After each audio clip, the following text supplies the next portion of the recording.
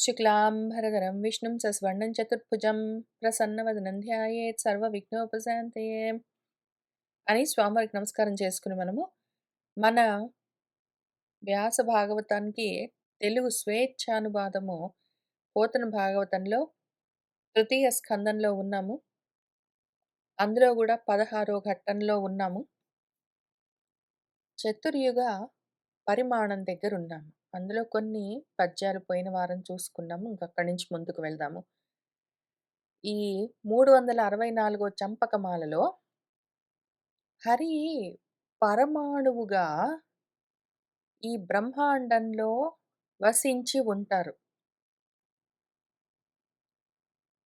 ఈ బ్రహ్మాండమంతా కోశమనుకుంటే అందులో పరమాణు రూపంగా ఉంటారాయన. వసించి విరాజమానుడై వెలుగొందుతూ ఉంటారు. అసంఖ్యాకాలైన మహా అండకోశాలన్నీ ఆయనలో డిందుతూ ఉంటాయి. ఆయన వాటి యందు వసించి ఉంటారు విరాజమానుడై. ఇందులో ముఖ్యమైన ఒక పదాల కూర్పున్నది మనకు. వసించి విరాజమానుడై వెలుగొందు అని ఉంటుంది. వసించి అన్నప్పుడు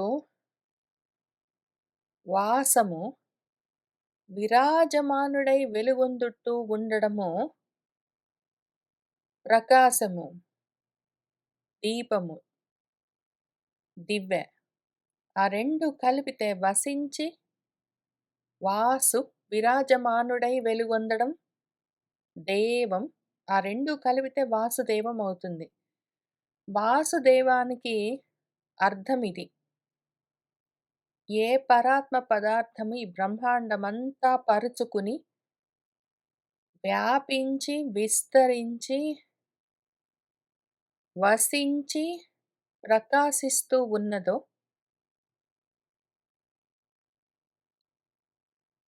అది బ్రహ్మాండము.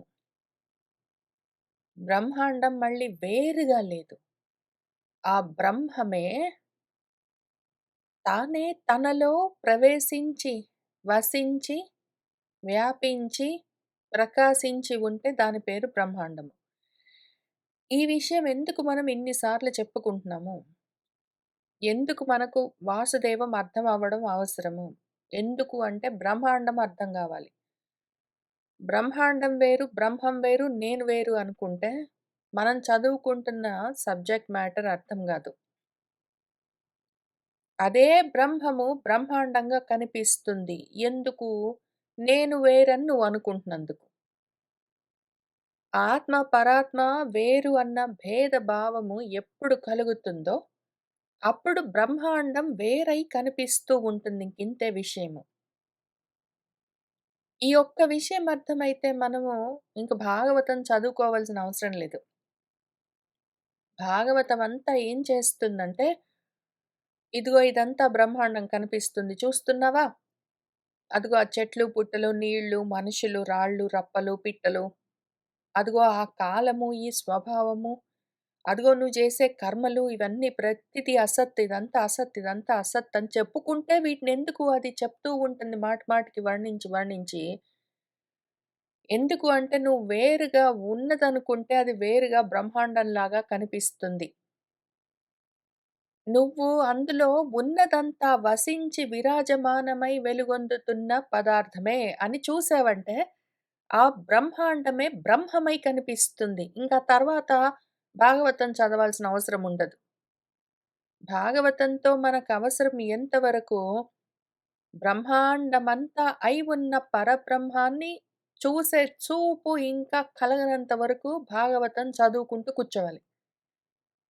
భగవద్గీత చదువుతూ ఉండాలి. భారతం చదవాలి, రామాయణం చదవాలి, బ్రహ్మసూత్రాలు చదవాలి, ఉపనిషత్తులు చదవాలి, అన్నీ చదవాలి. ఎన్ని చదివినా గూడా అన్నీ చెప్తున్నది ఒకటే విషయం. ఉన్నదంతా ఒకటని చెప్తుంది. అది అర్థం కావట్లేదు గదా! అది అనుభవంలోకి వచ్చేదాకా తెలుసుకుంటూ ఉండాలి. అది అర్థం కావట్లేదు. నమ్మబుద్ధి గాదు. ఒప్పుకోబుద్ధి గాదు. అదసలు మనసులో నిలబడదు. తెలుసు. తెలియని విషయం గాదు. ఉన్నదంతా ఒకటే అని తెలుసు. ఆ బ్రహ్మమే బ్రహ్మాండం అని తెలుసు. బ్రహ్మాండంలో ప్రతి అణువు పరబ్రహ్మం అని తెలుసు. కానీ ఏంటో మరి ఆ థాట్ నిలబడదు. కాబట్టే మనకు భాగవతం గావాలి. తెలుగు భాగవతం గావాలి, సంస్కృత భాగవతం గావాలి, కన్నడ భాగవతం గావాలి. ఇంకే భాషల్లో చెప్తే ఆ భాషల్లో ఇంగ్లీష్‌లో చెప్పినా సరే చదువుకుంటూ కూర్చోవాలి. ఎందుకు అంటే బ్రహ్మాండం లాగా కనిపిస్తున్నది బ్రహ్మం అని తెలిసిందాక. అందుకోసం మనం తెలుసుకోవాల్సిన విషయమేమి, ఆ పరతత్వమే పరమాణువై, అదే బ్రహ్మాండమై, అంతటా వసించి విరాజమానమై, వెలుగొందుతూ ఉన్నది అని తెలియాలి. లేకపోతే ఏమవుతుంది, ఆ బ్రహ్మాండం భయపెడుతుంటుంది. ఆ భయమే మృత్యువు. దాంతో జన్మలొస్తుంటాయి, మరణాలొస్తుంటాయి. అర్థమైతే అది బ్రహ్మాండం గాదు, బ్రహ్మం. బ్రహ్మం అభయం, అమృతత్వం. ఇంక జన్మలు లేవు. తెలిసిందాక చదువుకోవాలి అందుకని. అందుకని లేని దాన్ని వర్ణిస్తుంటారు. లేనిది అంటే లేకుండా పోలేదు. ఉన్నదంతా పరబ్రహ్మం. ఇలాగా కనిపిస్తున్నది. దాన్ని అలాగా అర్థం జేసుకోవాలి. అందుకోసం వర్ణించి, వర్ణించి చెప్తారు పాపం మనవాళ్ళు. నిరతిశయ ఉజ్వల తేజస్ఫురణం తనరారు పరమపురుషుని విష్ణున్ పురుషోత్తమున్ వర్ణింపను సరసిజ భవ భవులకైన శక్యమె చెప్పుమా. నిరతిశయము. ఇంక దీన్ని మించినది లేదు. దీన్ని మించి అతిశయించి ఉన్నది ఇంకొకటి లేదు. సమానమైనది కూడా లేదు. అంతకన్నా తక్కువ లేదు. ఉన్నదంతా ఒక్కటే. అదింకా సాటిలేని ఉజ్వలమైన తేజస్సుతో, ఆ స్ఫురణతో తనరారుతూ ఉంటుంది. అటువంటిది ఆ పరమ పురుష తత్వము. దాన్ని విష్ణువని పిలుస్తాము. సర్వవ్యాపకమై ఉండడం వల్ల, బ్రహ్మాండమంతా నిండి ఉండడం వల్ల, ఆ చూసే చూపు కావాలి. ఆ చూసే కన్నును మనం పెంచుకోవాలి. అందుకనే మనకు భాగవతము. బ్రహ్మాండమంతా ఉన్నది పరబ్రహ్మము. బ్రహ్మాండమంతా అయి ఉన్నది బ్రహ్మమే. బ్రహ్మాండమంతా వ్యాపించి ఉన్నది విష్ణువే. బ్రహ్మాండమంతా ప్రకాశిస్తూ ఉన్నది వాసుదేవమే. అది కాక వేరేది లేదు అన్నది ఆ చూపు, ఆ దృష్టి మనలో పెరుగుతూ ఉండాలి. అటువంటి దాన్ని ఆ పురుషోత్తముణ్ణి వర్ణించడానికి సరసిజ భవులకు బ్రహ్మదేవుడికి, రుద్రుడికి గాదు. సరసిజ భవుడు పద్మంలో పుట్టినవాడు, ఈ ప్రపంచంలో పుట్టి కర్మలు చేసుకుంటున్న ఎవరైనా సరే, ఆ విధమైన భవము జన్మ పొందిన ఎవ్వడైనా సరే చెప్పడం కష్టం. దాన్ని వర్ణించి చెప్పడం కష్టం. ఈ సరసిజ భవము అంటే పద్మంలో, విశ్వకమలంలో జన్మించిన ఈ బ్రహ్మాండంలో పుట్టిన ఏ మనిషి, ఏ ప్రాణి దీన్ని సంపూర్ణంగా వర్ణించి చెప్పడము కష్టము. ఎందుకు అంటే ఇది వాక్కులకు అందని విషయము. ఇది భావాలకు కూడా లొంగని విషయము. ఇది వాక్కులకు అతీతమై, భావాలకు కూడా అతీతమై ఉన్న పదార్థము. అయితే కానీ మనం ఇంకా అంత స్థితికి రాలేదు మరి. బ్రహ్మాండాన్ని చూస్తూ ఇది బ్రహ్మమని చూడగలిగిన చూపు ఇంకా పూర్తిగా వెలగట్లేదు. అది నిరతిశయ ఉజ్వల తేజస్సుతో ఆ చూపు, ఆ స్ఫూర్తితో ఇంకా వెలగట్లేదు. కాబట్టి దాన్ని కనీసం వింటూ, ఆలోచిస్తూ, అర్థం చేసుకుంటూ, డిస్కస్ చేస్తూ, ఏదో విధంగా విచారిస్తూ, విశ్లేషణ చేసుకుంటుండాలి కాబట్టి మన ప్రయత్నం గాని, లేకపోతే సరసిజ భవుడు ఎవ్వడైనా సరే ఈ పద్మంలో పుట్టినవాడు ఇంకొక రకంగా చూద్దాము. భవుడు అంటే జన్మ తీసుకున్నవాడు. ఉద్భవించినవాడు, జన్మించినవాడు భవుడు. ఈ భూమి మీద పుట్టినవాడు. సరసిజ భవుడు అంటే హృత్కమలము. అందులో జన్మించిన మనసు. ఆ మనసైనా సరే, ఈ మాటలైనా సరే 2 దాన్ని వర్ణించి చెప్పలేవు. ఇంకొక రకంగా చూద్దాము. సరసిజ భవుడంటే రజోగుణము. భవుడు తమోగుణము. రజో, తమో గుణాలు కూడా దీన్ని వర్ణించి చెప్పలేవు. ఎందుకంటే ఇది గుణాతీతమై ఉన్నది. ఎందుకంటే ఇది వాగతీతమై ఉన్నది. ఎందుకంటే ఇది భావాతీతమై ఉన్నది. అందుకని దీన్ని మనము పూర్తిగా, సంపూర్ణంగా చెప్పడం కష్టము. చెప్పుకోవడం, వినడం, అర్థం చేసుకోవడం కష్టము. దీన్ని అనుభవంలోకి తెచ్చుకోవాలి. అది కలిగిందాక ఇవి చెప్పుకుంటూ కూర్చోవాలి. పూర్తిగా చెప్పడం మాత్రం కంప్లీట్‌గా వర్ణించడం ఎవ్వరికీ శక్యం గాదు.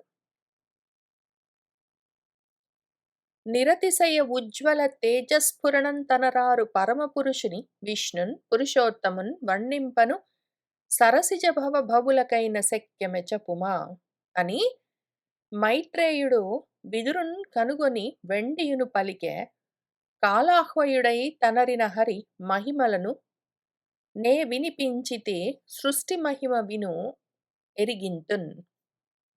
ఇంతవరకు మన మైత్రేయ మహర్షి విదురుడికి ఈ విషయాలన్నీ చెప్పి, ఇప్పుడు విదురుణ్ణి కనుగొని, విదురుణ్ణి చూసి మళ్ళీ వెండియున్ తిరిగి ఈ విధంగా పలికెన్. మళ్ళీ ఏం చెప్పాడంటే విదురుడికి మైత్రేయ మహర్షి, కాలాహ్వయుడై, కాలము అన్న పేరున్నవాడిగా, కాలుడై తనరిన ఉన్న ఆ హరి మహిమలను, ఎందుకంటే కాలం గురించి చెప్పుకుంటూ వస్తున్నాం కదా! కొన్ని వారాల నుంచి మనము. త్రుటి అంటాము, నిమిషాలంటారు, క్షణాలంటాము, అయనాలన్నాము, సంవత్సరాల వరకు వెళ్ళాము. చివరికి బ్రహ్మకల్పాల దాకా వెళ్ళాము. ఆ కాల స్వరూపమై ఉన్న ఆ హరి యొక్క మహిమలను నేను ఇంతవరకు వినిపించాను నీకు. ఇప్పుడు ఆ సృష్టి మహిమను వినిపిస్తాను. వినుము ఎరిగింతును, నేను చెప్తాను. నువ్వు విను అని మన మైత్రేయ మహర్షి చెప్తూ ఉన్నారు. అని మైత్రేయుడు విదురున్ కనుగొని వెండియును పలికె కాలాహ్వయుడై తనరిన హరి మహిమలన్ నే వినిపించితే సృష్టి మహిమ వినుము ఎరిగింతున్ అన్న చోట మనకు ఈ ఘట్టం గూడా ముగుస్తున్నది. సృష్టి భేదమన్న తర్వాత ఘట్టంలోకి వెళ్దాము. ఇంకిక్కడి నుంచి మళ్ళీ సృష్టులు మొదలవుతూ ఉన్నాయి మనకు. పరమేష్టి ఈ సృష్టి ఆదిని అహమ్మను దేహాభిమాన బుద్ధిగల మోహంబును అంగనా సంగమ స్రక్చందనాది గ్రామ్య భోగేచ్ఛలు గల మహామోహంబును తత్ ప్రతిఘాతంబైన క్రోధంబును అందు కలుగు అంధతామిశ్రంబును తన్నాశంబునందు అహమేవ మృతోస్మి అను తామిశ్రమును చిత్త విభ్రమంబును అను అవిద్యా పంచకం మిశ్రమంబుగా సర్వభూతావళిన్ పుట్టించి ఆత్మీయ చిత్తంబున పాప సృష్టి కల్పించుటకు పశ్చాత్తాపంబునుంది భగవద్ ధ్యానామృతపూత మానసుండై ఊర్ధ్వరేతస్కులను పరమ పవిత్రులను అయిన సనక సనందన సనత్కుమార సనత్సుజాతులను మునులన్ సత్వగరిష్ఠులన్ ధీర జనోత్తములన్ ఆర్యులన్ హరిప్రసన్నులుంగా దివ్య దృష్టిని కల్పించి వారలను చూసి మీమే అంశంబులన్ ప్రజలను పుట్టించి ప్రపంచంబు వృద్ధి పొందింపుడు అనినన్ వారలు తద్వచనంబులు అపహసించుచు పద్మజున్గని మోక్షధర్ములును నారాయణ పారాయణులును అయి ప్రపంచ నిర్మాణంబునకు ప్రతికూల వాక్యంబులు పలికిన ఉదయించిన క్రోధంబు బుద్ధిచే నిగ్రహింపబడినను అరవింద సంభవుని భ్రూమధ్యంబు వలన క్రోధస్వరూపంబున నీలలోహితుండు నిఖిల సురాగ్రజుండై ఉదయించుచు ఆక్రందనం బొనరించెను అంతా. అప్పుడేం జరిగిందంటే ఆ పరమేష్టి పరమస్థితిలో స్థః ఉన్నవారు మన బ్రహ్మదేవుడు ఈ సృష్టి ఆదిలో, ఈ సృష్టిని మొదలుపెట్టే సమయంలో పూర్వం అహం, నేను అన్న దేహాభిమాన బుద్ధి కలిగిందాయనకి. ముందు నేను అన్న దేహాభిమానం.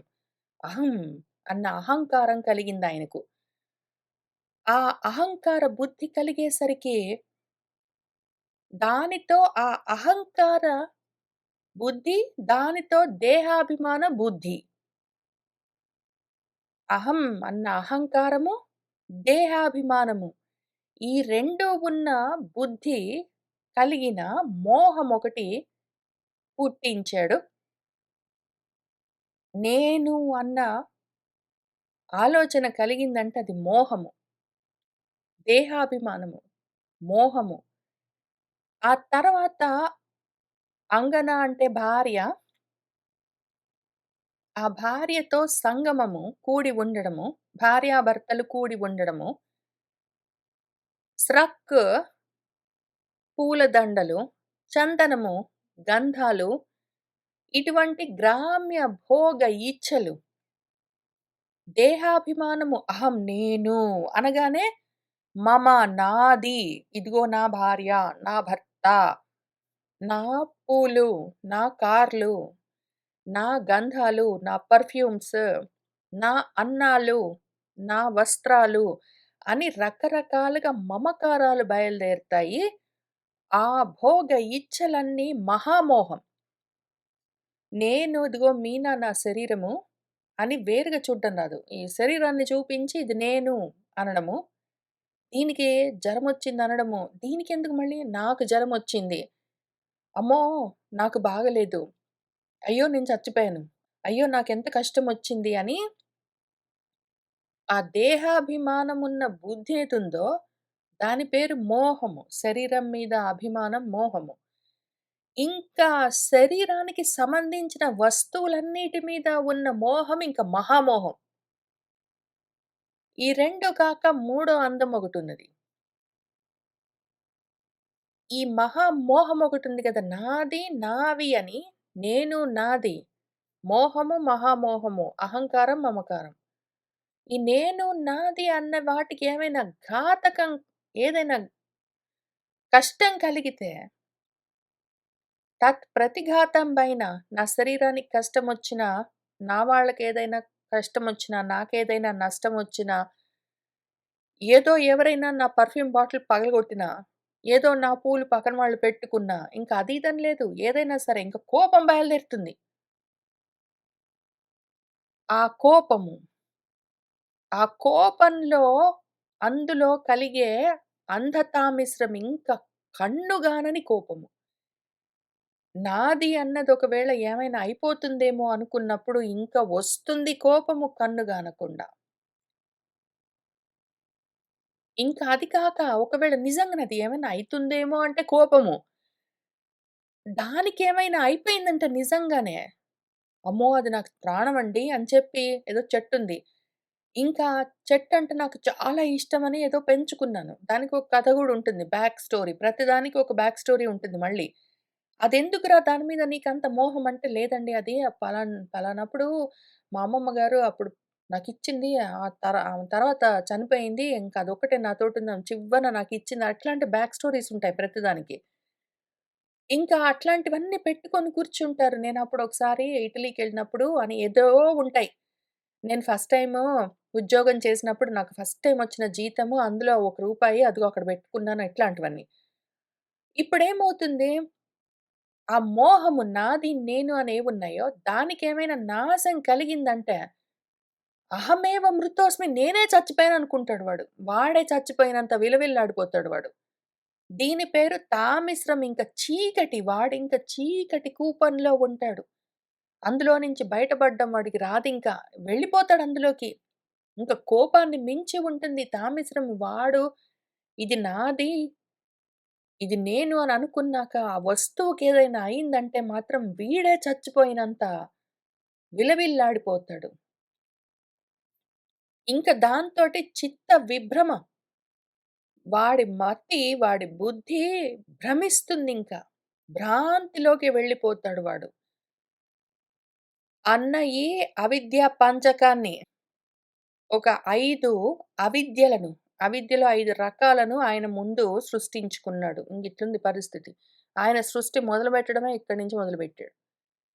ఈ విధంగా ఉండగా, ఈ మిశ్రమము ఈ కాంబినేషన్ అంతా కలిపి పుట్టించాడు. వాటితోటి సర్వభూతావళిని పుట్టించాడు. ఇంక భూతాలకు ఈ రకాలుంటాయి. ఈ రకాల 5 రకాల అవిద్యలు పట్టి పీడిస్తుంటాయి.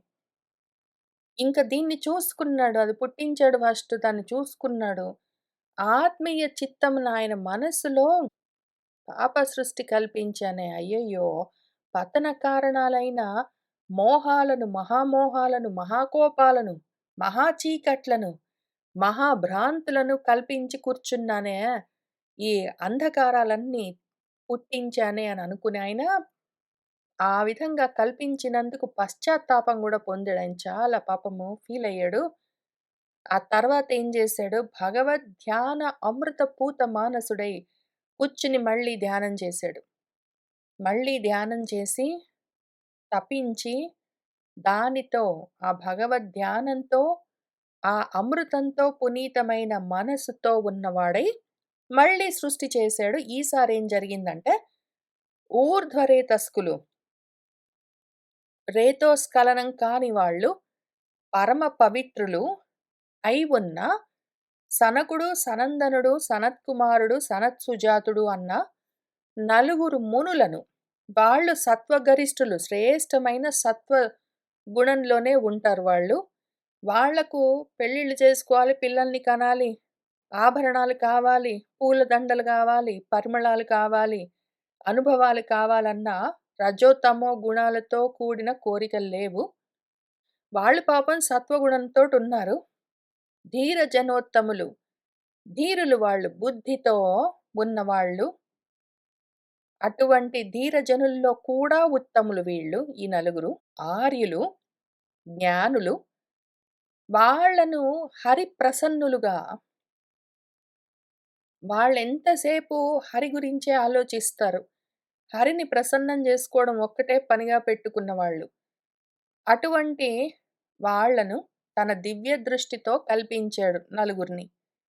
వాళ్ళని చూసి ఆయనేమన్నాడంటే, మీరు మీ మీ అంశలతో ప్రజలను పుట్టించండి. ఈ ప్రపంచాన్ని వృద్ధి పొందించండి అని జెప్పాడు. ఆ మాటలు విని వాళ్ళు తద్వచనంబులను విని అపహసించుచు నవ్వారు వాళ్ళు. ఆ మాటలు విని నవ్వారు. మీరు చక్కగా పెళ్ళిళ్ళు చేసుకొని మీ మీ అంశలతోటి పిల్లల్ని పుట్టించండి, ప్రపంచాన్ని వృద్ధి చేయండి అంటే వాళ్ళు నవ్వారు. ఆ పద్మజుడిని బ్రహ్మదేవుడిని చూసి నవ్వి, మోక్ష ధర్ములమై ఉన్నాము, నారాయణ పారాయణులమై ఉన్నాము. అటువంటి మాకు ప్రపంచ నిర్మాణంతో సంబంధం లేదు. అసలు ప్రపంచ నిర్మాణం అవసరం లేదు. ఎందుకు అంటే ప్రపంచమంతా అసత్. సత్ ఒక్క నారాయణము. ఆ విషయం తెలుసుకోవడం మోక్షము. ఈ అసత్ ప్రపంచం గురించిన ఆలోచనలుంటే అది బంధము. కాబట్టి అసలు ప్రపంచ నిర్మాణం అవసరం గూడా లేదు. ఎందుకు నువ్వు ఊరికే తాపత్రయపడతావు? నువ్వు గూడా కూర్చో అని వాళ్ళు ఆ ప్రపంచ నిర్మాణానికి ప్రతికూలమైన వాక్యాల్ని జెప్పారు వాళ్ళు. అసలు మంచిది గాదు. అక్కర్లేని పని. మేమెట్లా చెయ్యము. నువ్వు కూడా చేయక్కర్లేదని వాళ్ళు పాపము నెగెటివ్‌గా మాట్లాడారు. దాంతో ఆయనకి చాలా కోపమొచ్చింది. ఉదయించిన కోపాన్ని మనసులో ఇట్లా పొంగిందాయన కోపము. ఎందుకు రాదు కోపము? ఆయనే సృష్టించి కూర్చున్నాడు. నాది అనుకున్నాడు ఈ ప్రపంచము. నేను అనుకున్నాడు. నేను అన్న మోహంతోటున్నాడు. నాది ప్రపంచం అన్న మహామోహంతోటున్నాడు. దానికేమైనా అవుతుందంటే మరి కోపం రాకేం జేస్తుంది? ఇవన్నీ ఆయనే సృష్టించి కూర్చున్నాడు. అవన్నీ ఆయన్ని తగులుకోకుంటాయేంటి? కాబట్టి ఆ కోపం వచ్చిందాయనకి. అయినా గూడా పాపము ఆయన తన బుద్ధితో, జ్ఞానంతో దాన్ని నిగ్రహించుకున్నాడు. మనసులో వచ్చిన కోపాన్ని బుద్ధితో ఆపుకున్నాడు. ధరించి దాన్ని ఆ అరవింద భవుడు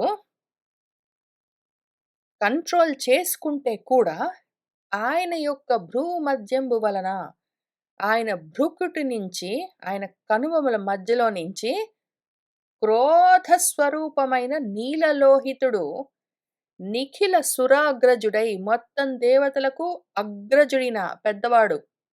పెద్దాయన గారు నీలలోహితుడు ముందు ఉదయించాడు, జన్మించాడు. పోనీ పుట్టగానే ఏం చేశాడురా అంటే, ఆక్రందనం బొనరించెన్ పెద్దగా ఏడవడం మొదలుపెట్టాడు పుట్టగానే. కోపమున్నది అంటే ఏడుపు గ్యారంటీ ఉంటుంది శోకం. ఇంకప్పుడు ఏమైందంటే, జననం బందిన నీలలోహితుడు కంజాతాసనున్ జూసి ఇట్లనున్, ఓ దేవా! మదాఖ్యలెట్టివి మదీయ ఆవాసముల్ వీకన్ నాకు అనయంబున్ ఎరింగింపవే అనుడు అయ్యంభోజ గర్భుండు లాలనమున్ దోప కుమారా! నీ జనన వేళన్ రోదనంబిచ్చుటన్ రుద్రనామంబు నీకు నిరూఢమయ్యె. చంద్ర సూర్య అనల అనిల సలిల గగన పృథివి ప్రాణ తపో హృత్ ఇంద్రియంబులనంగా కలుగు ఏకాదశ స్థానముల వసింపుము. జననం బందిన పుట్టిన నీలలోహితుడు, నీలమంటే నలుపు, లోహితమంటే ఎరుపు. నలుపు, ఎరుపుగా ఉన్నాడు అంటే రజోతమో గుణము. ఆ రజోతమో గుణ మిశ్రమము పుట్టగానే కంజాతాసనుణ్ణి, కంజాతం కమ్ అంటే నీళ్లు, అందులో జాతం అంటే పుట్టింది పద్మము. ఆ పద్మం ఆసనంగా కలిగినవాడు బ్రహ్మదేవుడు. ఆయనను చూసి ఆయనతో ఇట్లనున్, ఈ విధంగా అన్నాడు. పుట్టిన నీలలోహితుడు ముందు పుట్టాడు. పుట్టగానే పెద్దగా ఏడ్చాడు. అది కాగానే వాళ్ళ నాన్నతోటి ఈ విధంగా అంటున్నాడు. ఓ దేవా! మదాఖ్యలెట్టివి, నా పేర్లేంటి? మదీయ ఆవాసముల్, నేను ఎక్కడ నివాసముండాలి? నాకు అనయంబున, నాకు చక్కగా నువ్వు ఎరిగింపవే చెప్పవా అనుడు. అంటే అప్పుడు అయ్యంభోజ గర్భుడు, ఆ పద్మంలో అంబోజం అంటే అంబువులు అంటే నీళ్లు, అందులో జన్మించిన పద్మము, అందులో జన్మించిన వాడు అంబోజ గర్భుడు మన బ్రహ్మదేవుడు లాలనమున లాలిస్తూ ముద్దు చేస్తూ నీలలోహితుడితో ఆ లాలనము దోప ప్రేమ కనిపిస్తూ ఉండగా, కుమార! నీ జనన వేళన్ నువ్వు పుట్టగానే పెద్దగా రోదనంబిచ్చుటన్ ఏడ్చావు గాబట్టి,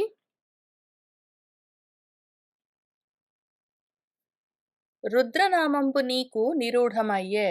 రోదనం జేసావు గాబట్టి నీ పేరు రుద్రుడు. నా పేరేంటి అన్నావు కాబట్టి నీకు నామకరణం జేస్తున్నాను రుద్రుడు.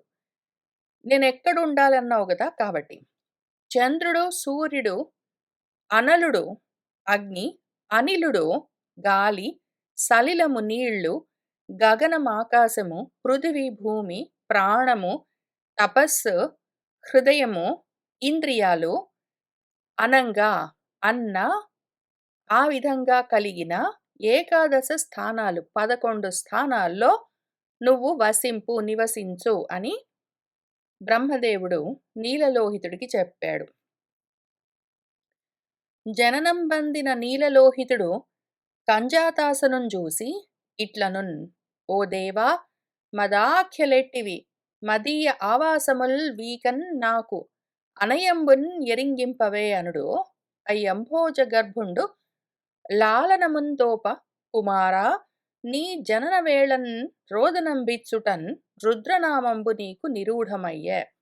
చంద్ర సూర్య అనల అనిల సలిల గగన పృథివి ప్రాణ తపో హృది ఇంద్రియములనగా కలుగు ఏకాదశ స్థానముల వసింపుము అని చెప్పాడు. అని వెండియున్ మన్యు మను మహాకాల మహత్ శివ ఋతధ్వజ ఉరురేతః భవ కాల వామదేవ ధృతవ్రతులను ఏకాదశ నామంబులు కలిగి ఈ 11 చోట్లను ఉన్న రూపాలకి 11 నామాలివి. దాంతో పాటు నీ భార్యలు ధీ, వృత్తి, ఉశన, ఉమ, నియుత్సర్పి, ఇలా, అంబిక, ఇరావతి, సుధా, దీక్ష నామ పత్నీ సమేతుండవై పూర్వయుక్తంబులైన నామంబులన్ తత్తత్ నివాసంబుల వసించి ప్రజలన్ కల్పింపుము అని నిర్దేశించిన భగవంతుండగు నీలలోహితుండు విశ్వగురుండైన పితామహునిచే నియుక్తుండై సత్వాకృతి స్వభావముల ఆత్మ సములైన ప్రజలన్ కల్పించే. ఆ విధంగా బ్రహ్మదేవుడు నీలలోహితుడితో "నువ్వు ఈ ప్రదేశాల్లో ఉండు. ఏడ్చావు గాబట్టి నీ పేరు రుద్రుడు. కాక ఈ 11 స్థానాల్లో ఉన్నప్పుడు నీకు మన్యువు, మనువు, మహాకాలుడు, మహత్శివుడు, వృత్తధ్వజుడు, ఉరురేతుడు, భవుడు, కాలుడు, వామదేవుడు, ధృతవ్రతుడు అన్న ఒక ఏకాదశ నామాలు కలిగి ఉంటాయి. 11 పేర్లు నీకు. ఈ 11 రూపాలకు భార్యలు ధీ, వృత్తి, ఉసన, ఉమ, నియుత్సర్పి, ఇలా, అంబిక, ఇరావతి, సుధా, దీక్ష అన్న నామాలున్న పత్నీ సమేతుండవై పూర్వయుక్తంబులైన ఇంతకుముందు నేను చెప్పిన నామాలతో ఆయా నివాసాల్లో నివసించి ఆ ప్రదేశాల్లో నివసిస్తూ నీ భార్యలతో పాటు కలిసి నువ్వు ప్రజలను కల్పింపుము అని ఆదేశించాడు.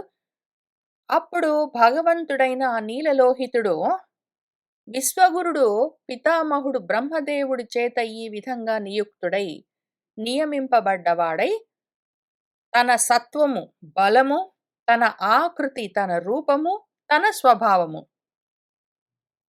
తన బలము, తన శక్తి, తన స్వరూపము, తన స్వభావాలతో సమానంగా ఉన్న ఆత్మ సములైన ప్రజలను తనలాంటి వాళ్ళనే ఆయన చాలా మందిని కల్పించాడు.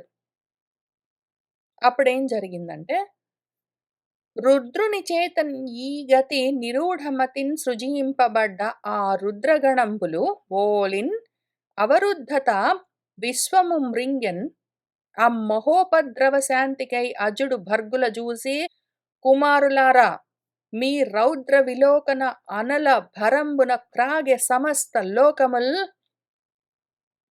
మీ సృష్టి సాలునింకన్ ధీసత్తములారా వీనుడు ధృతి మీరు తపోవ్యాసంగ చిత్తులై చనుడా సన్మంగళములగు దృఢంబుగా మీకున్ అని చెప్పాడు. అప్పుడేం జరిగిందంటే వాళ్ళు ఈ విధంగా వాళ్ళ తండ్రి గారిలాగా నీలలోహితుల్లాగా బలంలో, శక్తిలో, ఆకారంలో, స్వభావంలో అన్నిట్లో ఆయనకు సమానమైన వాళ్ళు చాలా మంది పుట్టుకునొచ్చారు. రుద్రుడి చేత ఈ గతిన్ ఈ విధంగా నిరూఢమతిన్ ఇంకా ఆయన అదే పనిగా సింగిల్ ఫోకస్ తోటి బిడ్డల్ని కంటుకుపోయాడు నీలలోహితుడు వాళ్ళ నాన్నగారు చెప్పారని. ఆ రకంగా సృజింపబడ్డ ఈ రుద్రగణం మొత్తము ఓల్ ఇన్ వరసబెట్టి అవరుద్ధత ఇంకా అడ్డుకోవడానికి ఏమీ లేదు. అడ్డు అదుపు లేకుండా ఈ మొత్తం విశ్వాన్ని మింగేశారు వాళ్ళు. దాంతో ఆ మహోపద్రవం శాంతించడం కోసము మన అజ్జుడు బ్రహ్మదేవుడు పాపము ఆ భర్గులను పిలిచి వాళ్ళని చూసి ఈ విధంగా అన్నాడు. ఓ కుమారులారా, మన బ్రహ్మగారికి మనవలు వీళ్ళందరూ మొత్తం బ్రహ్మాండాన్ని మింగేస్తున్నారు. వాళ్ళకేం చెప్పాడంటే, ఓ కుమారులారా, మీ రౌద్రమైన విలోకనము మీ చూపులతోటే అనలము అగ్నులు పుట్టి వాటితో బ్రహ్మాండమంతా కాగిపోతున్నది. ఆ భారంతో సమస్త లోకములు క్రాగెన్ దహించుకుని పోతున్నాయి, తపించిపోతున్నాయి. కాబట్టి ఇంకన్ మీ సృష్టి చాలు, ఇంక చాలు మీ సృష్టి. ఓ ధీసత్తములారా, ఓ ధీరోత్తములారా, వినండి. మీరు ధృతితో, పట్టుదలతో వెళ్ళి తపోవ్యాసంగ చిత్తులై తపస్సు చేసుకుని, తపస్సే వ్యాసంగంగా అదే పనిగా పెట్టుకుని మీ మనసంతా తపస్సు మీదనే ఉంచిన వాళ్ళై సనుడు వెళ్ళండి. మీకు సన్మంగళములన్నీ కలుగుతాయి దృఢంగా తప్పకుండా. మీరింక వెళ్ళండి నాయనా, మీరింకేమి సృష్టులు చేయక్కర్లేదు అని ఆయన పాపము ఆ రుద్రగణాన్ని ఆ నీలలోహితుడు 11 స్థానాల్లో ఉన్నాడు. ఆయన బిడ్డలు వీళ్ళందరూ కలిసి మొత్తం అంతా మింగేస్తుంటే వాళ్ళ చూపులతోటే విశ్వాన్ని కాల్చేస్తుంటే లోకాలన్నీ ఆ విధంగా తపించిపోతుంటే పిలిచి ఇంక చాలు నాయన మీ సృష్టులు ఆపేయండి, పోయి తపస్సు చేసుకోండి అని చెప్పాడు పాపం.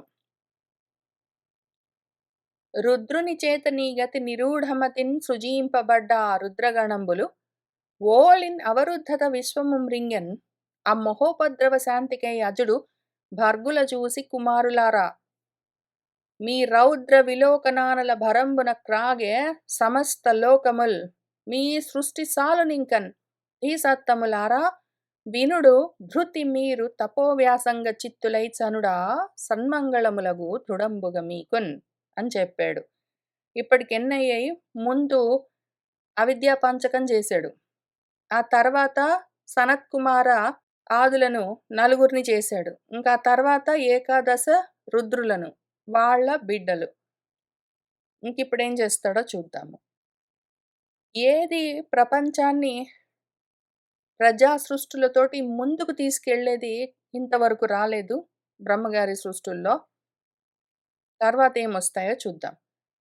భగవంతున్ పురుషోత్తమున్ హరి కృపాపాదోధి లక్ష్మీశ్వరున్ సుగుణభ్రాజితున్ అచ్యుతున్ పరున్ పరంజ్యోతిన్ ప్రభున్ సర్వభూత గణావాసున్ అధోక్షజున్ శ్రితజన త్రాణైకపారీణున్ ఆ జగదాత్మున్ కనుచుందురు ఆర్యులు తపశ్శక్తిన్ స్ఫుట జ్ఞానులై అని వాళ్లకు ఉపదేశం కూడా చేశాడు మన బ్రహ్మదేవుడు. మీరు వెళ్ళి ధృతితో పట్టుదలతో తపస్సు చేసుకోండి, మీకు మంచి జరుగుతుంది. తపస్సుకు మళ్ళీ ఒక ధ్యాన వస్తువు కావాలి.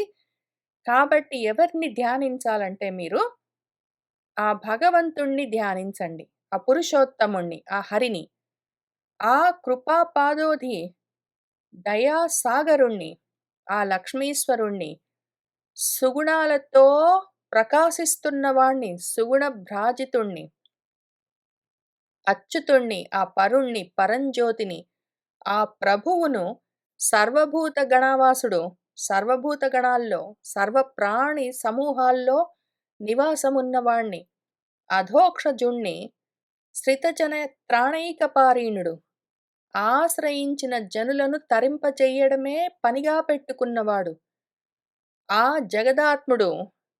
అటువంటి వాణ్ణి ఆర్యులు జ్ఞానులు స్ఫుట జ్ఞానులై శుద్ధ జ్ఞానంతో తపశ్శక్తితో కనుచుందురు, చూస్తూ ఉంటారు వాళ్ళు. మీరు కూడా ఆ విధంగా తపశ్శక్తితో స్ఫుట జ్ఞానులై వైరాగ్యంతో జ్ఞానంతో జ్ఞాన వైరాగ్యాలతో ఆ భగవంతుణ్ణి అనంతుణ్ణి దర్శించండి, వెళ్ళిరండి అని ఆయన వాళ్ళకి చెప్పి ఉపదేశం చేసి పంపించాడు.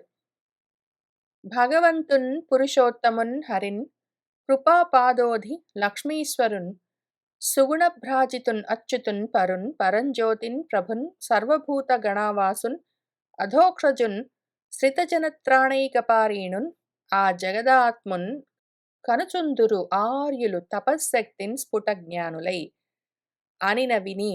అంటే విని అప్పుడు వాళ్ళు ఏం చేశారంటే, కైకొని ఇట్లు పంకరుహ గర్భ నియంత్రితులైన రుద్రులు ఉద్రేకము దక్కి కానలకు ధీమతులై తపమాచరింప అస్థోక చరిత్రులు ఏగిరి చతుర్ముఖుడు అంతన్ ప్రపంచ కల్పనాలోకనుడై సృజించే జనలోక శరణ్యుల ధీవరేణ్యులన్.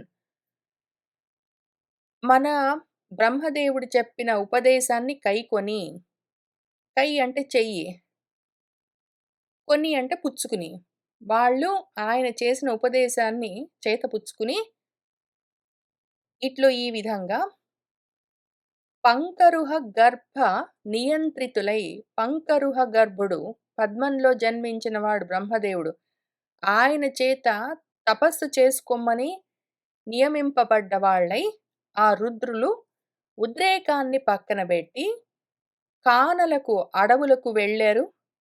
ధీమతులై బుద్ధిమతులై వాళ్ళు తపస్సు ఆచరించుకోవడం కోసము ఆ అస్థోక చరిత్రులు, స్తోకము అంటే తక్కువ, అల్పము, స్వల్పము, కొద్దిగా అని అర్థము. అస్థోకం అంటే చాలా గొప్ప, ఘనమైన, చాలా ఎక్కువ అని అర్థము. చాలా గొప్ప చరిత్రులు వాళ్ళు, గొప్ప చారిత్రం కలిగిన వాళ్ళు ఇప్పుడు బుద్ధిమంతులై తపస్సు ఆచరించుకోవడం కోసము ఉద్రేకాన్ని పక్కన పెట్టి అడవులకు ఏగిరి వెళ్ళిపోయారు.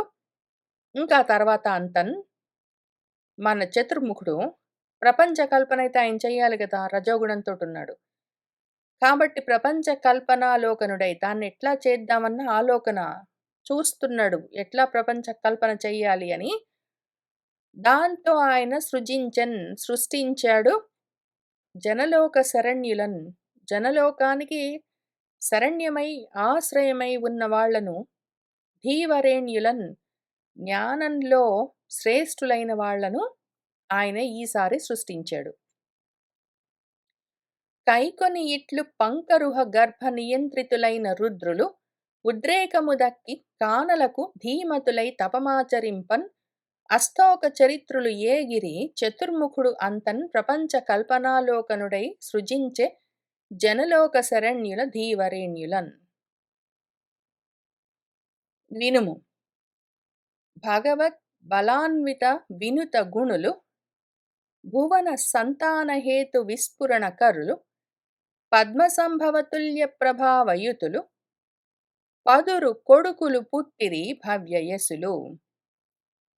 ఇంకా విను విదురా అని మన మైత్రేయ మహర్షి ఏం చెప్తున్నారంటే, భగవద్ బలాన్వితులు, భగవంతుడి బలం కలిగిన వాళ్ళు, భగవద్బలం కలిగిన వాళ్ళు, వినుత గుణులు, నుతింపవలసిన, పొగడవలసిన గుణాలు, సద్గుణాలు కలిగిన వాళ్ళు, భువన సంతాన హేతు స్ఫురణకరులు, ఈ భువనాల్లో సంతానాన్ని ప్రజా సృష్టిని చేయడానికి ఆ హేతువు, కారణము స్ఫురించి ఉన్నవాళ్ళు, ప్రజా సృష్టి చేయడం గురించి ఉద్దేశమున్నవాళ్ళు, పద్మసంభవతుల్య ప్రభావయుతులు, ఆ పద్మసంభవుడు బ్రహ్మదేవుడికి సమానమైన ప్రభావం కలిగిన వాళ్ళు, భవ్య యశులు, చాలా గొప్ప యశోమూర్తులు, అటువంటి పదురు కొడుకులు, 10 మంది కొడుకులు ఈసారి మన బ్రహ్మదేవుడికి పుట్టారు. వినుము.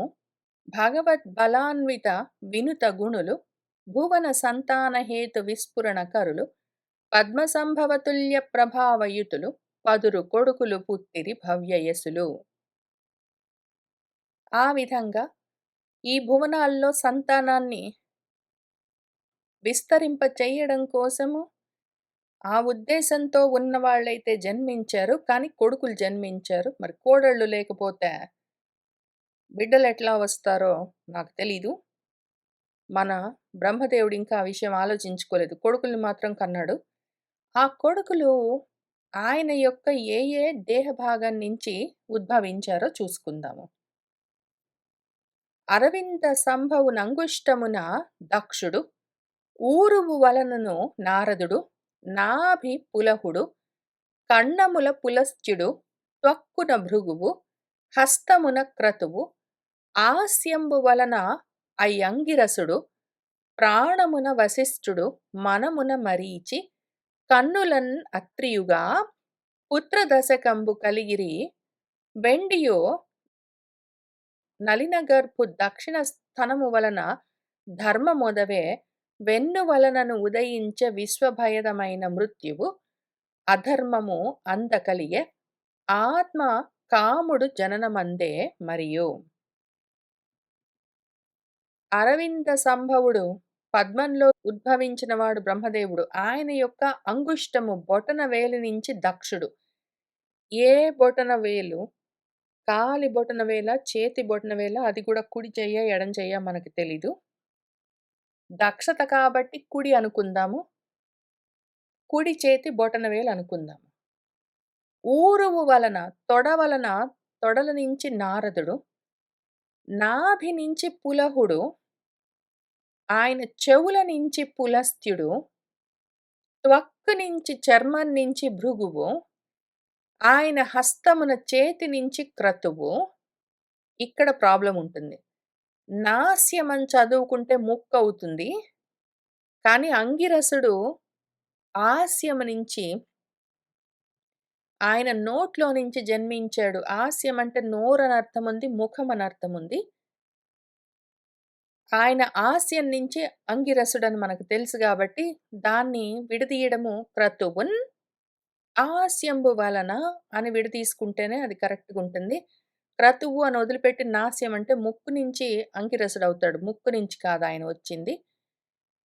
నోట్లో నుంచొచ్చాడు. తర్వాత ప్రాణం నుంచి మన బ్రహ్మదేవుడి ప్రాణాల నుంచి వశిష్ఠుడొచ్చాడు. ఆయన మనస్సులో నుంచి మరీచి ఉద్భవించాడు. ఆయన కన్నుల్లో నుంచి అత్రి మహర్షి వచ్చారు. ఈ విధంగా పుత్ర దశకము 10 మంది పుత్రులు కలిగిరి ఆయనకు జన్మించారు. వెండియు మళ్ళీ నళిన గర్భుడి యొక్క బ్రహ్మదేవుడి యొక్క దక్షిణ స్థనము, కుడి స్థనము నుంచి ధర్మము ఒదవెన్ కలిగింది. ఆయన వెన్ను వలనను ఆయన వీపు నుంచి విశ్వభయదమైన విశ్వానికి భయాన్ని కలిగించే మృత్యువు ఉదయించింది. అధర్మం కూడా అందే కలిగే అక్కడి నుంచే ఆయన వీపులో నుంచే అధర్మము, మృత్యువు 2 వచ్చాయి. ఈ విధంగా వీటితో పాటే ఆత్మన్ ఆయన ఆత్మ నుంచి కాముడు, మన్మధుడు జననమందెను మరియును.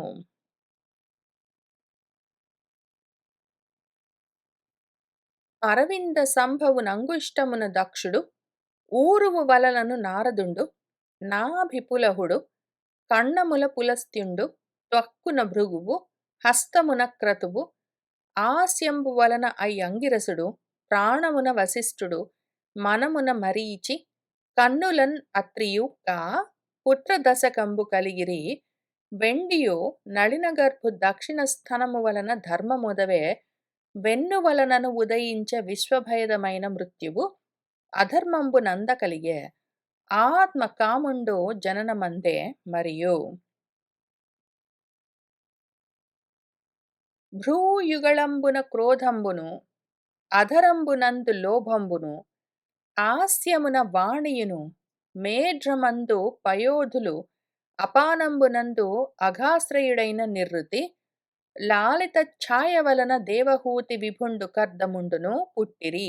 అంత అబ్జజుడు ఆత్మదేహమున జనించిన భారతి చూసి విభ్రాంతి పొరసి పంచశరబాణ నిర్భిన్న భావుడగుచు కూతురని పాపమునకు సంకోచపడక కవయగోరిన జనకునిగని మరీచి మొదలుగాగల అమ్ముని ముఖ్యులు ఎరిగి ఇట్లనిరి. అట్లానే భ్రూయుగళంబున ఆయన భృకుటి నుంచి ఆయన కనుబొమ్మల నుంచి క్రోధము ఉద్భవించింది. ఆయన అధరం నుంచి లోభము, ఆయన పెదవుల నుంచి లోభము, ఆయన ఆస్యమున ఆయన నోట్లో నుంచి వాణియును, ఆయన మేఢ్రమందు పయోధులు సముద్రాలు, అపానం నుంచి అఘాశ్రయుడైన నిర్రుతి, పాపాశ్రయుడైన నిర్రుతి ఆయన అపానం నుంచి, లాలిత ఛాయ వలన ఆయన నీడ నుంచి దేవహూతి విభుడు భర్త అయిన కర్దముడు పుట్టిరి. అంతన్ ఇంకప్పుడు ఆయన కనుబొమల దగ్గర నుంచి కోపము, పెదవుల నుంచి లోభము, నోట్లో నుంచి వాక్, మేడ్ర నుంచి సముద్రాలు, అపానం నుంచి నిర్రుతి, ఆయన నీడ నుంచి దేవహూతి భర్త కర్దముడొచ్చారు. వీళ్ళందరూ బానే ఉన్నారు గానీ, నోట్లో నుంచి వచ్చిన వాణి మీద ఈయన కన్ను పడ్డది. ఆత్మదేహమున జనించిన భారతిని చూసి తనలో నుంచే వచ్చిన వాణి ఆమెను చూసి విభ్రాంతి పొరసి భ్రాంతి పడ్డాడు ఆయన గూడా. పడకేం చేస్తాడు? ఇంతకుముందు ఆయన తయారు చేసుకున్న అవిద్యా పంచకంలో సగం ఆయనకే తగులుకున్నాయి. మనం ఇంతకుముందు చూసుకున్నట్టు.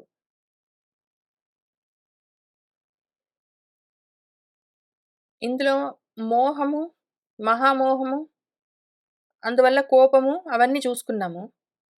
ఇంకా తర్వాత తామిశ్రం సరే, చిత్త విభ్రమం గూడా ఆయనే తయారు చేసుకున్న అవిద్యా పంచకంలో ఒకటి. ఆ విభ్రమ కలిగిందిప్పుడు ఆయనకు. కావాలన్న కోరిక కలిగింది. మంచి చెడు చూసే ఆ దృష్టి పోయింది. ధర్మ దృష్టి పోయిందాయనకి. కూతురని గూడా చూడకుండా తన శరీరంలో నుంచే వచ్చింది కాబట్టి తనకు కూతురు వరుస అన్న ఆలోచన గూడా లేదు.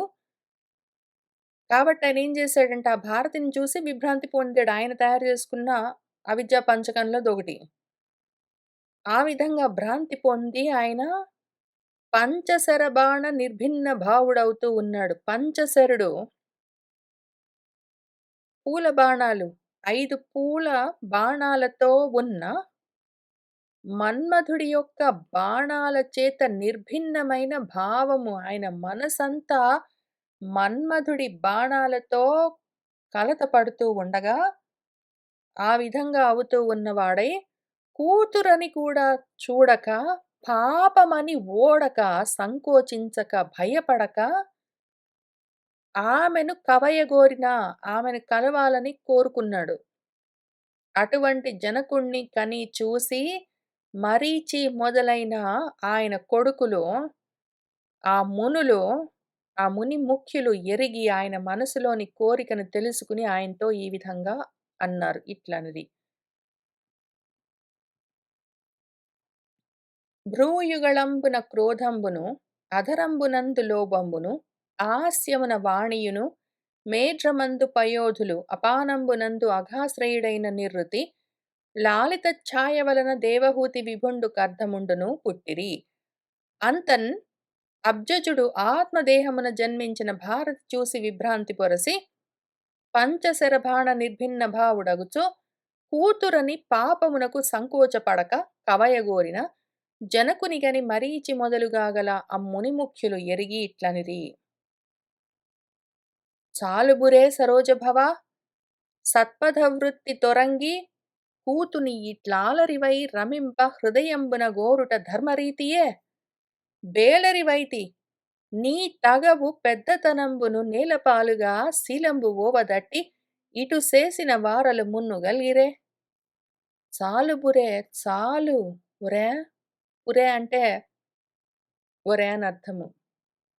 ఔరా, ఓరి అని పాతకాలంలో ఇవన్నీ వాడేవాళ్ళు.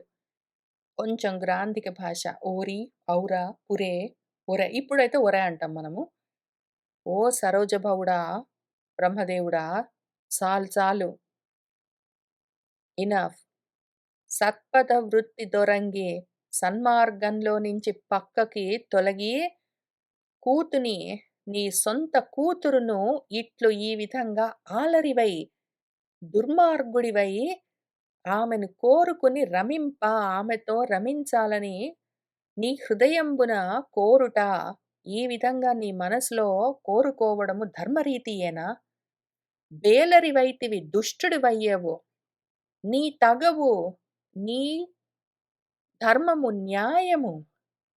తగవు అంటే న్యాయము. నీ పెద్దతనము నేలపాలుగా, నీ పెద్దతనాన్ని, నీ పెద్దరికాన్ని, నీ న్యాయాన్ని, నీ ధర్మాన్ని అన్నిటినీ నేలపాలు చేసుకుని, నీ శీలాన్ని పక్కకు తోసి పోవదట్టి, ఇటు చేసిన వారలు నీలాగా చేసిన వాళ్ళు మున్ను ఇంతకన్నా ముందు గలిగిరే ఉన్నారా? అసలు నీకన్నా ముందు ఈ విధంగా సొంత కూతురును కోరుకున్న వాళ్ళున్నారా? అని వాళ్ళు అడుగుతున్నారు. ఉండరు. ఎందుకు అంటే ఆయన ఇప్పుడిప్పుడే మొదలుపెట్టాడు సృష్టి చేయడం. ఇప్పుడున్నారు, ఎందుకు లేరు? కూతుర్ని కోరుకునేవాళ్ళు. ఈయన దగ్గర నుంచే మొదలైంది. ఎందుకు అంటే ఆయనే తయారు చేసుకున్న అవిద్య అట్లాంటిది. అది ఆ తమకము, ఆ తమస్సు, ఆ తిమిరము, ఆ చీకట్లు, ఆ అంధత్వము, ఆ భ్రాంతి అంతా ఇంతా కాదు. ఆయన తయారు చేసింది ఈ బ్రహ్మాండం మీద వదిలిపెట్టాడు బ్రహ్మగారు. మరి మనందరిని అదే పట్టుకునున్నది. మనము ఇంకా అంత దిగజారి ఎందుకు లేము అంటే ఎంతో కొంత జ్ఞానాన్ని పట్టుకునున్నాం. అంత రజో తమో గుణాలతోటి లేము కాబట్టి. కానీ ఉన్నవాళ్ళు గూడా ఉన్నారు. ఆయన దగ్గర నుంచే మొదలైంది. చాలుపురే సరోజభవ సత్పథవృత్తి తొరగి, కూతుని ఇట్లాలరివై రమింప హృదయంబున కోరుట ధర్మరీతియే, బేలరివైతి నీ తగవు పెద్దతనంబును నేలపాలుగా, శీలము పోవదట్టి ఇటు చేసిన వారలు మున్ను గల్గిరే. నీవు మహానుభావుడవు, అనింద్య చరిత్రుడవు, ఇట్టి చోట రాజీవ భవుండు తా విధి నిషేధములు ఆత్మ నెరుగడయ్యన్, ఈ భావ భవ ప్రసూన శరబాధితుడై తన కూతు పొందెబో, వావి తలంపలేక అనుచు వారక లోకులు పువ్వతిట్టరే. నువ్వు మహానుభావుడివి. ఇంతవరకు అనింద్యము, నిందలు లేని చరిత్ర నీది. నీ నడవడి నిష్కళంకంగా ఉన్నది. మహానుభావుడివి నువ్వు. ఇటువంటి చోట నువ్విట్లా చేశావంటే, ఓహో! రాజీవ భవుడు బ్రహ్మదేవుడు తాను విధి ఏమి, నిషేధమేమి గూడా తెలియకుండా ఉన్నాడు. కార్యాకార్యాలు, ధర్మాధర్మాలు తెలియకుండా ఉన్నాడు. ఆత్మను ఎరుగడయ్యా ఆయన మనసుకి చేయవలసిన విధేమి, నిషేధము చెయ్య తగని పని ఏమి అని తెలియకుండా ఉన్నాడు. మన మనసుకి తెలియట్లేదు. ఈ భావ ప్రసూన శర బాధితుడై ఉన్నాడు. భావభవుడు భావాల్లో ఉద్భవించేవాడు. మనసులో సంభవించేవాడు మన్మథుడు. ఆయన యొక్క ప్రసూన శరము పువ్వుల బాణాల చేత బాధితుడై తన కూతురును పొందెబో, తన కూతుర్ని చేరాడు అని వావి తలంపలేక, వావి వరస చూసుకోక, తనకు ఆమెతో ఉన్న సంబంధమేంటని కూడా తలుచుకోలేదాయన. మన్మథ బాణాలు తాకుతూ ఉంటే, మనసుని బాధ పెడుతుంటే, కూతురని చూడకుండా ఆమెని చేరాడు పో అనుచూ లోకులందరూ వారక ఇంక ఆగకుండా అదే పనిగా తిట్టరే. తిట్టరింక అదే పనిగా. ఎంత ఆక్షేపిస్తారు, ఎంత దూషిస్తారు. ఇంత గొప్పవాడివి ఏం పని చేస్తున్నావు?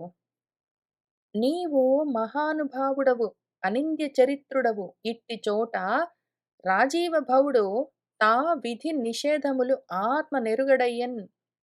ఈ భావభవ ప్రసూన శరబాధితుడై తన కూతు పొందెబో వావి తలంపలేక అనుచు వారక లోకులు తిట్టరే.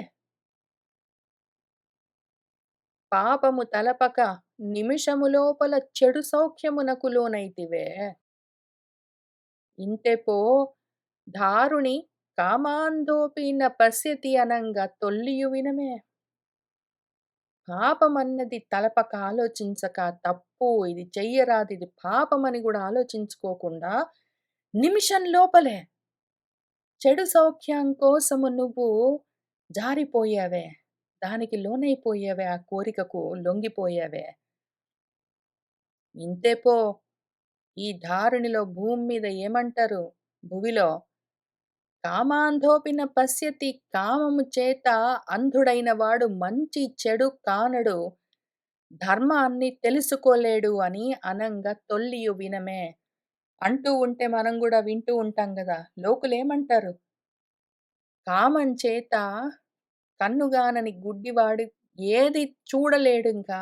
వాడి కోరిక తప్ప వాడికి ఇంకొక దాని మీద ఆలోచన ఉండదని లోకులనుకుంటూ ఉంటే వింటూ ఉంటాము. అంతే పో అని వాళ్ళు అనుకుంటూ ఉన్నారు ఆయన కొడుకులు. పాపము తలపక నిమిషము లోపల చెడు సౌఖ్యమునకు లోనైతివే. ఇంతే పో దారుని కామాంధోపిన పశ్యతి అనంగా తొల్లియు వినమే. అని భంగి మునీంద్రులాడిన కఠోరాలాపముల్ వీనులన్ విని లజ్జావనత ఆననుండగుచు ఆ నీరేజ గర్భుండు సయ్యన దేహంబు విసర్జనీయముగ జేయన్ దిక్కులేతంచి తత్తనువున్ గైకొన పుట్టే దిక్కలితమై తామిశ్రనిహారములింక ఇంక అస్సలే ఆయన అంత తామిశ్రాన్ని తయారు చేశాడంటే, వాటితో పాటు ఇప్పుడు నీహారం గూడా కలిసోటి ఇంకోటి పుట్టింది ఆయనలో నుంచి. ఈ విధంగాని ఇబ్బంగి ఈ విధంగా మునులందరూ ఆ మునీంద్రులు ఆడిన అన్న ఆ కఠోరమైన ఆలాపాలు మాటలన్నీ వీనులన్ చెవుల్లో అవి పడుతూ ఉంటే వాటిని విన్నాడు బ్రహ్మదేవుడు. ఇంత కఠోరంగా తన సొంత కొడుకులు తననంటూ ఉంటే అవి విన్నాడు. లజ్జావనత ఆననుడగుచు సిగ్గుతో తల వంచుకున్నాడు. నాకిప్పుడే ఒకటేమనిపించిందంటే, మునీంద్రులు తిట్టారని ఈయనకి సిగ్గనిపించిందా? ఆయన చేసిన పనికి ఆయనకి సిగ్గనిపించిందా? అర్థం గావట్లేదు. సరే. వాళ్ళు తిడితే తిట్టారు. వాళ్ళు ఉన్న విషయాన్ని చెప్పారు. ఆయన చేసిన పనికి ఆయనకి సిగ్గనిపించిందని ఇక్కడ రాసుంటే, బ్రహ్మదేవుడికి బాగుపడే అవకాశం ఉందని అనుకునేదాన్ని. ఆయన చేసిన పనికి గాదు. చూసిన వాళ్ళు తిట్టారని ఈయనకి సిగ్గనిపించింది. అదేదో తెలుగులో సామెత చెప్పినట్టు. సరే. తల వంచుకున్నాడు. ఆ నీరేజ గర్భుడు బ్రహ్మదేవుడు. సయ్యన దేహాన్ని వదిలిపెట్టేశాడు.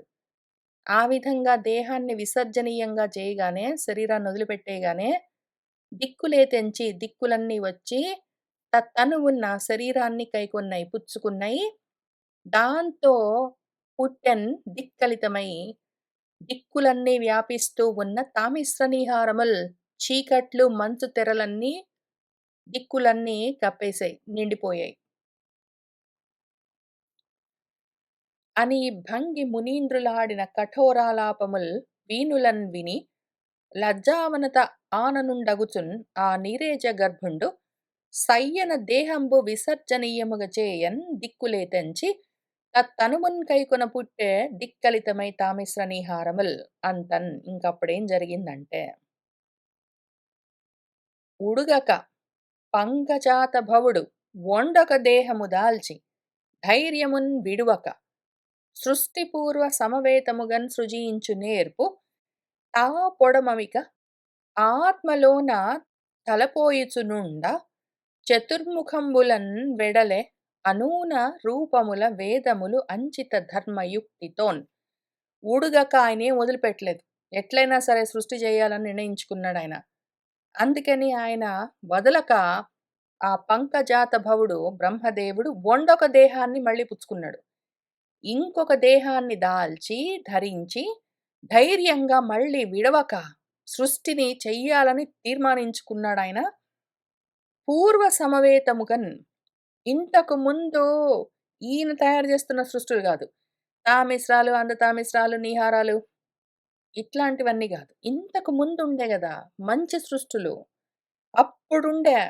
నిద్రపోయి లేచేసరికి అన్నీ మర్చిపోయాడు. ఎట్లా చేయాలో తెలియట్లేదు. చేస్తున్నవన్నీ ఇట్లా తయారైతున్నాయి. అపాతప్పుడున్న సృష్టులు ఎట్లా ఉన్నాయో, ఆ విధంగా సృజించు నేర్పు, అట్లా సృష్టించే నేర్పు, ఆ దక్షత తాన్ పొడమమిక చూడలేక ఆయన పొడగానక, ఆయనకి తెలియట్లేదు ఇంతకు ముందెప్పుడో చేశాడు. రాత్రి నిద్రపోయాడు, పొద్దున్న లేచాడు, మొత్తం మర్చిపోయాడు. అప్పుడెట్లా చేశాడో గుర్తు రావట్లేదు. ఎట్లో ఒకట్లా చేస్తే ఇట్లా తయారవుతున్నాయన్నీ. అందుకని ఆయన ఆత్మ లోపల తన మనసులో పాపం చాలా తలపోయిచు చాలా ఆలోచించుకున్నాడు ఎట్లా చేయాలని. ఆ విధంగా ఆలోచిస్తూ ఉండగా చతుర్ముఖంబులన్ ఆయన 4 ముఖాల నుంచి బయల్వెడలయి అనూనమైన, నూనమంటే తక్కువ, అనూనమంటే చాలా ఎక్కువ, మహా గొప్ప అయిన రూపములతో అంచిత ధర్మయుక్తితో గొప్ప ధర్మంతో కూడి ఉన్న వేదాలన్నీ ఆయన ముఖంలో నుంచి బయటికొచ్చాయి. ఆ వేదాల్లో రాసుంటుంది సృష్టులన్నీ ఎట్లా చెయ్యాలని. అది చూసి ఇప్పుడు చెయ్యొచ్చు కాబట్టి ఆ విధంగా ఆయనకొక అవకాశము కలిగింది మన బ్రహ్మదేవుడికి. ఉడుగక పంకజాత భవుడు వొండొండ దేహము దాల్చి ధైర్యమున్ విడువక సృష్టిపూర్వ సమవేతముగన్ సృజించు నేర్పు తా పొడమమిక ఆత్మలోన తలపోయుచునుండ చతుర్ముఖంబులన్ వెడలన్ అనూన రూపముల వేదములు అంచిత ధర్మయుక్తితోన్. మరియు మఖములు మహిత కర్మములు తంత్రములును నడవళ్ళును ఆశ్రమములును తదీయ ముఖ చతుష్కమునందున పొడమెన్ అనిన విని మునీంద్రుని చూసి అవిదురుడు అనియే. ఆయన 4 ముఖములలో నుంచి 4 వేదములే కాక మరియు ఇంకా మఖములు యజ్ఞాలు, మహిత కర్మలు పుణ్యకర్మలు, తంత్రములు, నడవళ్ళు, ఆచారాలు, ఆశ్రమాలు, తదీయ ఆయన యొక్క ముఖ చతుష్కము, ఆయన 4 ముఖముల నుంచి ఇవన్నీ గూడా అందులో నుంచే పొడమెన్ బయల్వెడలి కనిపించాయి అనినన్ అనగా విని మన మునీంద్రుణ్ణి మైత్రేయ మహర్షిని చూసి ఆ విదురుడు ఈ విధంగా అంటూ ఉన్నాడు. మరియు మఖములు మహిత కర్మములు తంత్రములును నడవళ్ళును ఆశ్రమములు తదీయ ముఖ చతుష్కమునందున పొడమెననిన విని మునీంద్రుని చూసి ఆ విదురుడు అనియే. అన్న చోట ఈ ఘట్టం కూడా మనకి వాళ్ళ ముగుస్తుంది. స్వయంభువ మనువు జన్మ అన్న తర్వాత ఘట్టంలో కొంతవరకు చూసుకుందాం. తోయజ సంభవుడు అత్తరిని ఏ ఏ ముఖమండలమున ఏ ఏ సృష్టిన్ ధీయుతుడై సృజించెనో పాయక అత్తెరగు తెలియ పలుకుము నాకున్. తోయజ సంభవుడు తోయంలో నీళ్లలో పుట్టిన పద్మంలో సంభవించిన వాడు బ్రహ్మదేవుడు. అత్తరిని ఆ సమయంలో ఏ ఏ ముఖమండలమున ఏ ఏ ముఖాల్లో నుంచి ఆయన 4 ముఖాల్లో నుంచి 4 వేదాలొచ్చాయి. ఆయన 4 ముఖాల్లో నుంచి యజ్ఞాలు గూడొచ్చాయి, కర్మలు గూడొచ్చాయి, తంత్రాలొచ్చాయి, ఆశ్రమాలొచ్చాయి. ఏదో ఆచారాలొచ్చాయి అని చెప్తే, ఆయన 4 ముఖాల్లో నుంచి ఇవన్నొచ్చాయి గాదు. ఏ ఏ ముఖంలో నుంచి ఏమేమొచ్చాయి? ఏ ఏ ముఖమండలమున ఏ ఏ సృష్టిన్ ధీయుతుడై, బుద్ధిమంతుడై, జ్ఞాని అయి మళ్ళీ అన్నీ గుర్తు చేసుకుని మన బ్రహ్మదేవుడు సృష్టించాడు. ఆ విషయాలన్నీ పాయక ఏది వదిలిపెట్టకుండా అత్తెరగు ఆ పద్ధతేంటి? ఏ విధంగా ఆయన ఏ ఏ ముఖంలో నుంచి ఏ ఏ పదార్థాన్ని సృష్టించాడు అన్న విషయము మొత్తము నాకు తెలియపలుకుము, తెలిసేలాగా చెప్పు. ఆయన 4 ముఖాల్లో నుంచి ఇవన్నీ వచ్చాయి గాదు. ఆయన 4 ముఖాల్లో నుంచి ఆయన ఏ ఏ ముఖంలో నుంచి ఏ ఏ సృష్టి జరిగింది, అది ఏ విధంగా జరిగింది, ఇది మొత్తము ఏది వదిలిపెట్టకుండా పూర్తిగా నాకు చెప్పు అని మన విదురుల వారు మైత్రేయ మహర్షిని అడుగుతున్నారు. తోయజ సంభవుడు అత్తరిని ఏ ఏ ముఖమండలమున ఏ ఏ సృష్టిన్ ధీయుతుడై సృజించెను పాయక అత్తెరగు తెలియ పలుకుము నాకున్ అన్న చోట మనం ఇవాటికి ఆపుదాం. ఎందుకంటే ఈ వచనం చాలా పెద్దది. ఇందులో ఆయన ఏ ఏ ముఖంలో నుంచి ఏ దిక్కునయున్న ఏ ముఖం నుంచి ఏ ఏ విశేషము బయటకొచ్చిందని ఈ వచనం నిండా ఉంటుంది. మనం వచ్చే వారం కలిసి కూర్చొని చదువుకుందాము. సర్వం శ్రీకృష్ణ పరబ్రహ్మ పాదారవిందార్పణమస్తు.